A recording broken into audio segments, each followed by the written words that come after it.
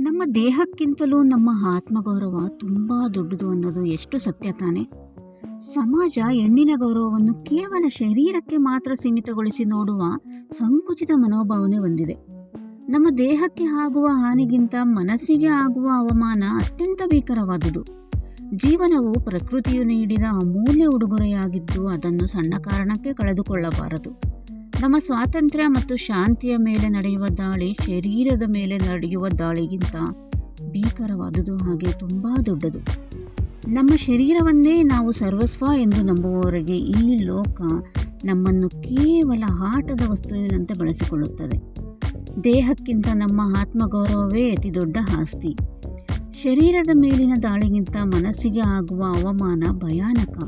ನಮ್ಮ ಸ್ವಾತಂತ್ರ್ಯ ಮತ್ತು ಶಾಂತಿಯನ್ನು ಯಾರೋ ಆಟವಾಡಲು ಬಿಡಬಾರದು. ಆತ್ಮಗೌರವ ಉಳಿಸಿಕೊಂಡವನೇ ಜಗತ್ತನ್ನು ಗೆಲ್ಲಬಲ್ಲ ಶೂರ ಕೂಡ. ಹೀಗೆ ನೆನ್ನೆ ಓದಿದ್ದು ಇದು.